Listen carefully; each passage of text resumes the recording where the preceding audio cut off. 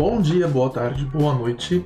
A aula de hoje fala sobre noção de equilíbrio, o que inclui teoria e constante de equilíbrio químico. Isso é uma continuação da aula anterior que falava sobre cinética e lei de velocidade. Todas essas coisas estão um pouco interligadas. Para começar, a gente vai falar de reações reversíveis e irreversíveis.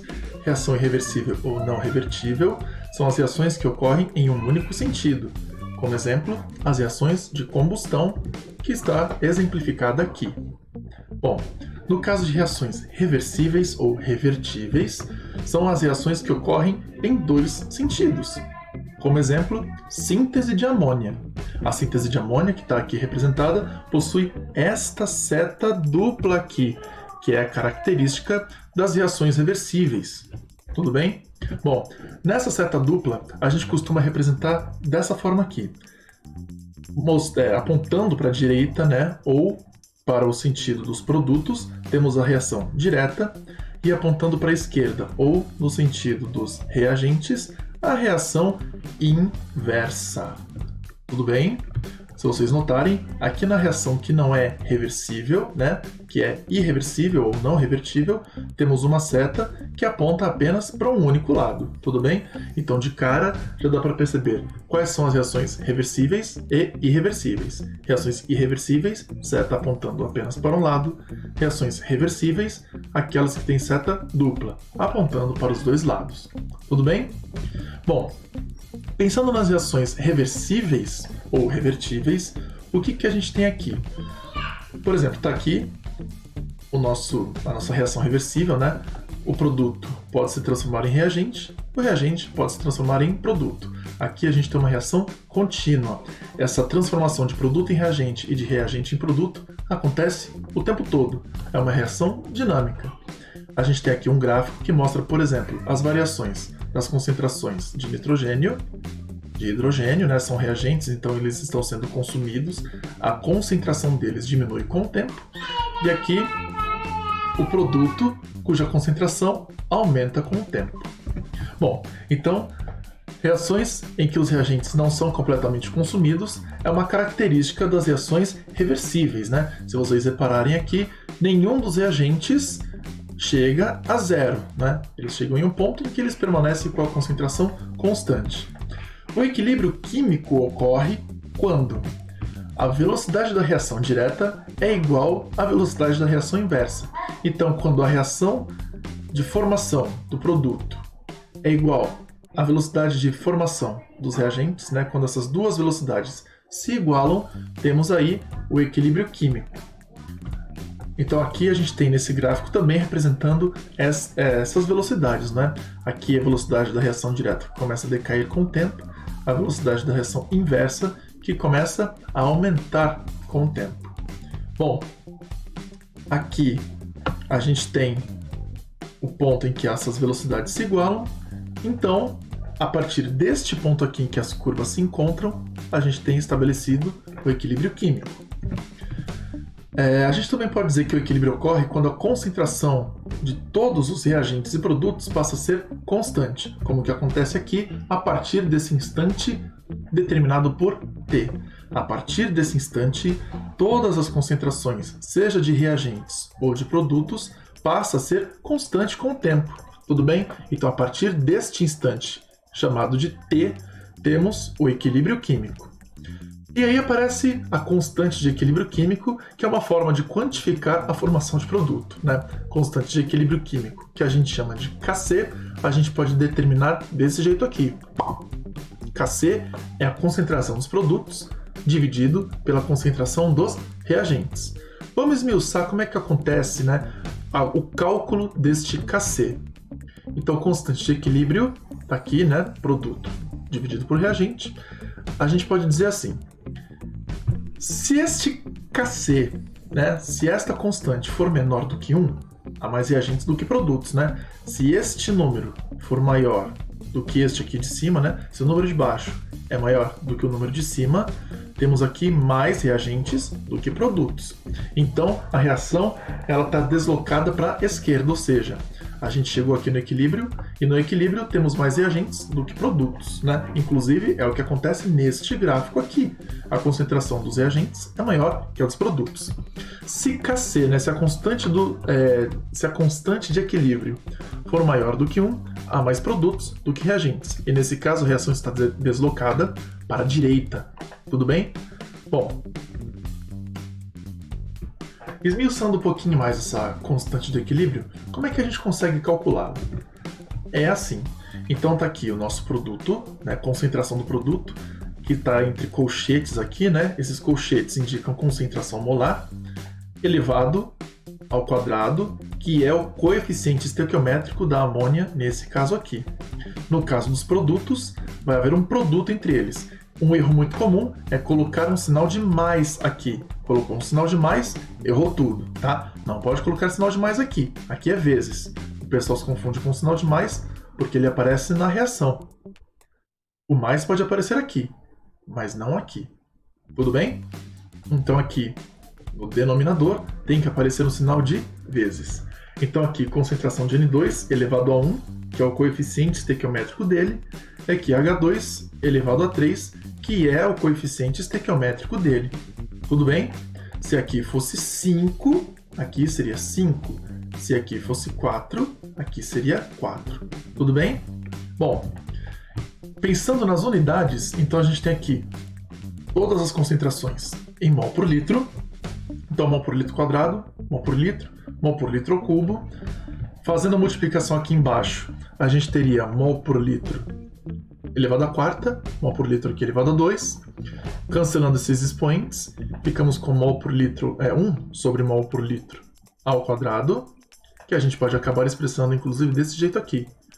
Mol ao quadrado é 1 sobre mol ao quadrado litro a menos 2, ou ainda mol a menos 2 litro quadrado. Tudo bem? Bom, aqui eu dei um jeito de trabalhar com a unidade, porque isso aqui é só para mostrar para vocês como a unidade pode variar de acordo com o Kc. Tudo bem? No geral, isso não é muito importante para as questões, mas caso apareça, é assim que se faz. Tudo bem? É uma análise dimensional. A gente está analisando as dimensões, né, as unidades de cada produto e de reagente aqui. Bom, ainda esmiuçando um pouquinho como trabalhar esse Kc, a gente pode trabalhar com tabelas. Em constantes de equilíbrio, em problemas que envolvam constantes de equilíbrio, é muito comum aparecer tabelas que a gente vai acabar completando ao longo do exercício. Então, por exemplo, a gente tem uma tabela como essa daqui. A gente tem a nossa reação, a gente tem uma parte de início, uma linha relacionada ao início, a parte que reage ou forma, e a parte de equilíbrio, né, que seria o fim, né? Início, meio e fim. Tudo bem? Bom, então aqui a gente tem uma tabela parcialmente preenchida. Então a gente tem aqui, no início, temos 5 mol por litro de nitrogênio e de hidrogênio. Como a reação está no início, não temos nada de produto, né? A gente não reagiu ainda esses dois reagentes. O equilíbrio se estabeleceu e conseguimos aqui, por exemplo, 1,5 mol do produto. Quanto reagiu, quanto formou e quanto se formou no equilíbrio destes reagentes aqui, né? Quanto sobrou desses reagentes. Lembrando que eles não serão completamente consumidos. Bom, esses dados aqui podem ser tirados de um gráfico, como esse, por exemplo, não é? Tá aqui os dois reagentes com concentração inicial de 5. E no produto aqui, a gente pode ter uma coisa parecida com essa, né? Então aqui, 1,5 no nosso equilíbrio, né? No equilíbrio, aqui a concentração constante, 1,5. Temos aqui 1,5 na nossa linha de equilíbrio. Como é que a gente vai completar essas lacunas que estão faltando aqui? Então vamos lá. A gente tinha no começo nada de amônia, no fim ficamos com 1,5. Então o que vai aparecer nesta linha aqui? A gente está formando amônia. Como a gente está formando amônia, vai aparecer um sinalzinho de mais, né? 0 mais 1,5 vai dar 1,5. Bom, para a gente completar essas lacunas que estão aqui deste lado, né? Como a gente está falando dos reagentes, a gente vai adicionar um sinalzinho de menos, que é para informar que está reagindo, né? Serão concentrações que estão sendo consumidas. E nesse ponto aqui, nesta linha, a gente vai seguir a estequiometria da reação. Então a gente sabe que a estequiometria da reação é de 1 para 3 para 2. Então a gente vai seguir a mesma estequiometria aqui. Então, por exemplo, a estequiometria que existe entre a amônia e o nitrogênio é de 1 para 2. 1 de nitrogênio, 2 para amônia. Se aqui eu tenho 1,5, o que vai aparecer aqui, nesta parte da tabela, né, nessa lacuna, é 1 para 2, né? Então, isto é o dobro disso, né? E isso é o dobro disso aqui. Tudo bem? 2 é o dobro de 1. Então, isto é o dobro do que está aqui. Então, aqui temos 0,75 mol por litro. Este sinal de menos indica consumo de N2. Se a gente continuar seguindo a proporção estequiométrica que aparece aqui na reação, né? 1 para 3, 1 para 3, então a gente vai ter a mesma relação aqui. 1 para 3, 7, é 0,75. Aqui a gente vai ter um valor 3 vezes maior. Como é reagente, ele vai ser consumido, então vai ter um sinalzinho de menos aqui. Então a gente tem este valorzinho aqui, né? Que é 3 vezes maior do que 0,75. Bom, agora só falta completar essas duas lacunas aqui da parte do equilíbrio. Para a gente determinar a concentração de N2, basta fazer 5 menos 0,75, que vai dar 4,25.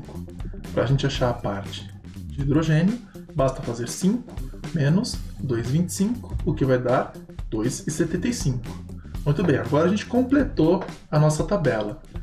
O que é importante a gente saber aqui é que a gente vai usar esta última linha aqui para calcular os valores de Kc, né? Então, os valores que entram para o cálculo de Kc são estes aqui da linha do equilíbrio, sempre, tá? Estes valores aqui correspondem a estas concentrações aqui que apareceriam no gráfico. Tudo bem? Bom, então, partindo para o cálculo do Kc propriamente dito, a gente tem então, considerando apenas a linha do equilíbrio, temos lá aqui a nossa constante do Kc, substituindo esses valores, temos aqui concentração de NH3, que é 1,5 elevado ao quadrado, está aqui, a concentração de N2, que é 4,25 elevado a 1, e a concentração de H2 elevado ao cubo, como está aqui. Tudo bem? Fazendo essa conta, a gente tem estes valores. Fazendo esta conta, a gente chega então a este valor aqui de 0,025 litro quadrado por mol quadrado. Tudo bem? Esse valor aqui é o mesmo do que a gente calculou agora há pouco no vídeo. Tudo bem? Bom, vamos dar uma olhada em um exercício para completar. Então, esse aqui é da PUC do Rio. Tem um texto, né, um pouco longo até, que fala sobre este equilíbrio aqui. Mas, nesse caso, esse texto nem é tão necessário. Se vocês quiserem, posso deixar um link do exercício na íntegra, tudo bem? A gente nem precisa ler muito esse texto, né? Ele é só para introduzir o problema. A gente pode ir direto para essa parte aqui. Considere a tabela com as quantidades de reagentes e produtos no início e no equilíbrio na temperatura de 100 graus para a seguinte reação. Então a gente tem este equilíbrio aqui, né? N2O4 em equilíbrio com 2NO2. E aqui o que a gente tinha no início da reação e o que a gente tinha no fim. Bom, então, como é que a gente vai chegar ao valor correto dentre essas alternativas? A primeira coisa que a gente tem que fazer é montar a expressão do Kc. Como é que a gente monta a expressão do Kc? Kc é a concentração dos produtos dividido pela concentração dos reagentes. Para essa equação aqui, para esse equilíbrio, a gente tem esta expressão de Kc, né? NO2 é o produto, e está aqui elevado ao quadrado, porque o coeficiente é 2. N2O4, que é o reagente, elevado a 1. Certo? Bom, substituindo os valores, agora, que valores a gente vai colocar aqui? Os valores que estão no equilíbrio, né? A gente não vai usar esses valores aqui do início. Se a gente fosse usar, estaria errado, tá? A gente tem que usar os valores do equilíbrio, é a constante de equilíbrio. Vamos usar os valores do equilíbrio da reação. Substituindo esses valores, temos aqui,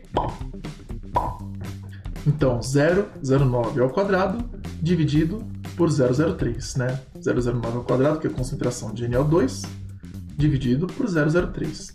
Fazendo esta continha aqui, a gente fica com 0,27, o que dá a alternativa B, B de bosque, B de bola, B de... Beleza? Muito bem. Vamos dar uma olhada em mais um? Esse aqui é da PUC do Rio Grande do Sul. É um textinho um pouco menor e ele fala assim: um equilíbrio envolvido na formação da chuva ácida está representado pela seguinte equação. Tá aqui, né? O dióxido de enxofre sofrendo combustão, formando o trióxido de enxofre. O trióxido de enxofre, quando mistura com a água, forma H2SO4, né, que é o ácido sulfúrico, que é o componente principal da chuva ácida.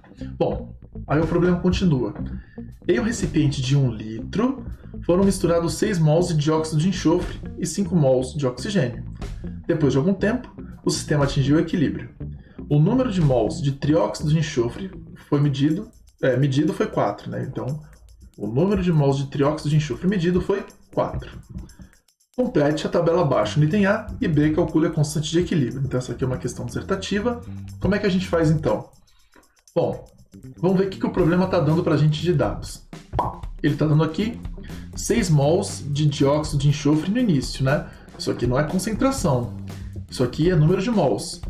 Como ele deu o volume, basta dividir mols por volume, que vai dar 6 mol por litro mesmo.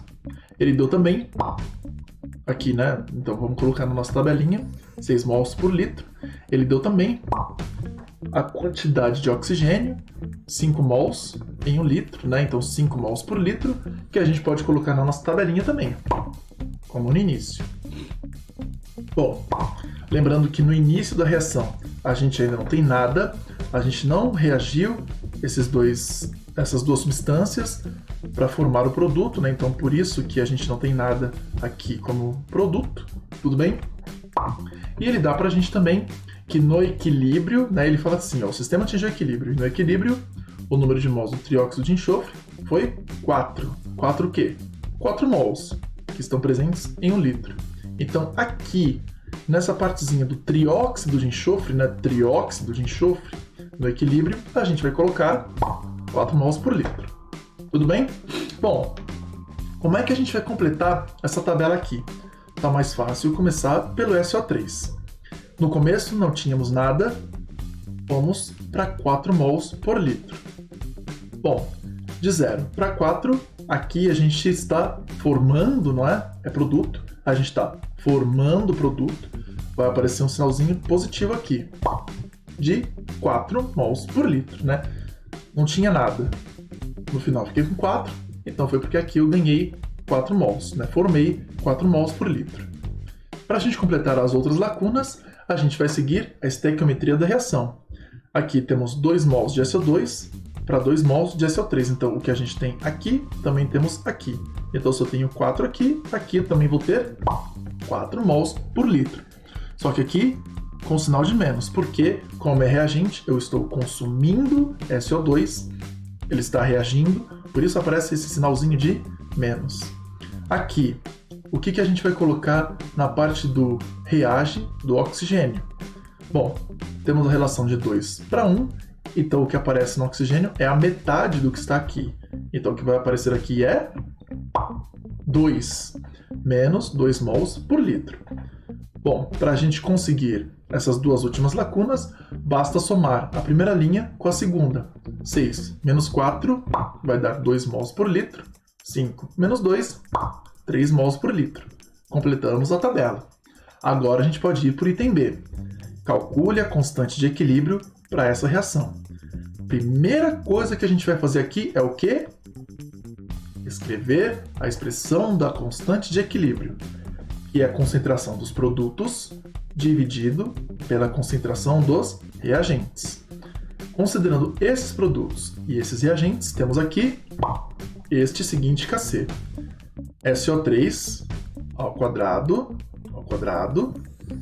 SO2 ao quadrado, né, porque tem esse 2 aqui como coeficiente estequiométrico, vezes, né, sempre vezes aqui, nunca o sinal de mais, multiplicado por O2 elevado a 1. Tudo bem? Porque 1 é o coeficiente estequiométrico aqui. Substituindo estes valores, considerando a parte de equilíbrio, temos aqui SO3, 4 mols por litro, SO2, que é 2A ao quadrado, e O2, que vale 3 mols por litro, que a gente substitui e coloca aqui. Fazendo essa continha, a gente tem 16 dividido por 4 vezes 3. Dá para a gente cancelar aqui. 16 dividido por 4 é 4. Então a gente chega aqui a 4 terços. 4 terços é a mesma coisa aqui, 1,33333, né? Litros por mol. Por que ficou litros por mol aqui? Né? Não era para ser mol por litro? Então, quando a gente estuda as unidades que aparecem aqui, ó, a gente tem um quadrado em cima, um quadrado embaixo, não é? Mol por litro ao quadrado, mol por litro ao quadrado cancela, sobra mol por litro embaixo.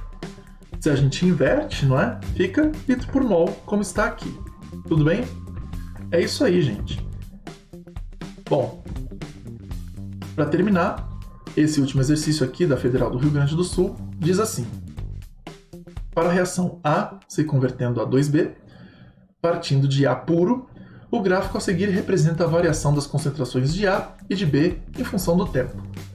Para essa reação, calcule a estequiometria, a constante estequiométrica de equilíbrio. Bom, aqui a gente tem esse gráfico que mostra para a gente algumas quantidades de A e de B. A primeira coisa que a gente vai fazer é expressar a constante para este equilíbrio aqui, que aliás está bem fácil. Como é que fica? Aliás, tão importante antes de escrever a constante é o seguinte, ó. Como é que a gente sabe quem é A e quem é B aqui? A é sempre quem é consumido. B, se vocês repararem, ó, está partindo de 0 até chegar ao equilíbrio. Tudo bem? Ele parte de 0 até chegar ao equilíbrio. Tudo bem? A gente poderia ter escrito a constante antes? Claro. Mas aqui eu estou fazendo essa análise, eu até esqueci que eu tinha feito assim, não é? Para a gente lembrar que produto é quem parte do 0 até chegar a uma constante aqui na concentração. Reagentes sempre são consumidos, né? Então a concentração deles diminui até se estabilizar, chegar no ponto de equilíbrio. Essas marquinhas que eu coloquei aqui é para a gente poder ler no gráfico, tudo bem? Então B estabilizou em 3 mols por litro, A estabilizou em 5 mols por litro, porque são essas quantidades que a gente vai usar nos nossos cálculos. Tudo bem? E agora sim, partindo para a expressão do Kc, temos aqui B quadrado, né, sobre A. B é produto, A é reagente. A constante, né, o coeficiente estequiométrico em B é 2 aqui, então por isso quadrado. Em A é 1, então por isso A elevado a 1 aqui. Então está aqui o nosso Kc. Substituindo esses valores aqui, então B, a concentração de B vale 3, a concentração de A vale 5. A gente tem aqui 3 ao quadrado dividido por 5, vai dar 9 quintos, o que vai dar 1,8 mol por litro. Certo? Essa foi tranquila, essa foi bem fácil. Bom, eu espero que vocês tenham entendido. Uma boa semana, bons estudos. Dúvidas, deixe nos comentários. Se você viu o vídeo até aqui, coloque o que você mais gostou nesse vídeo. Bons estudos e até a próxima!